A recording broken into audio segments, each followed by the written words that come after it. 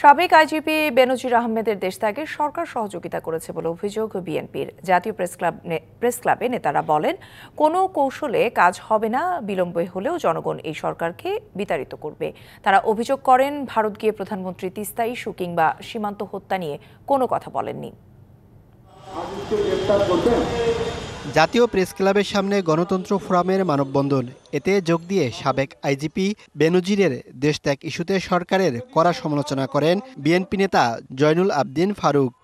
যদি সরকার জনগণের ভোটে নির্বাচিত হতো, এই বেনজির লোকটিকে ঢাকা বিমানবন্দরে ইমিগ্রেশন পার হতে সহযোগিতা করত না।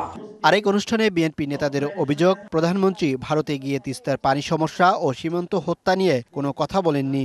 17 কোটি মানুষ কিন্তু আজকে বিএনপির দিকে তাকিয়ে আছে, বিএনপির নেতৃত্বের দিকে তাকিয়ে আছে, বিএনপি নেতাকর্মীর দিকে তাকিয়ে আছে। বেনজির আর আজিজকে যাই করি না, যাই হলো আওয়ামী লীগ মুখ ফুটে বলেন যে আপনি 5,000 কোটি টাকা কামাইছেন, সরকারে কত লক্ষ কোটি টাকা পার করে দেওয়ার জন্য। 15 বছর হয়ে গেল, তিস্তার পানিটা আনতে পারতেন, সীমান্তের হত্যাকাণ্ড বন্ধের জন্য একবারের জন্য অনুরোধ করতে হবে। আমার মনে হয় তিনি ভুলেই গেছেন। সীমান্তে মানুষ মারছে এই কথা বলতে, পানি চেতে, এগুলো বোধহয় তিনি ভুলেই গেছেন। আমরা যে লড়াইটা 15-17 বছর ধরে করছি, আর একটু ঐক্যবদ্ধভাবে যদি করতে পারি, আমি নিশ্চিত এই সরকার ক্ষমতায় থাকতে পারবে না।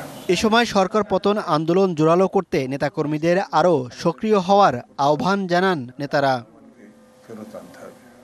Mohaiminul Khan Apu, DBC news, Dhaka. নগদে 500 টাকা বা তার বেশি পেমেন্টে পেতে পারেন ঢাকায় জমিসহ 20 কোটি টাকার পুরস্কার।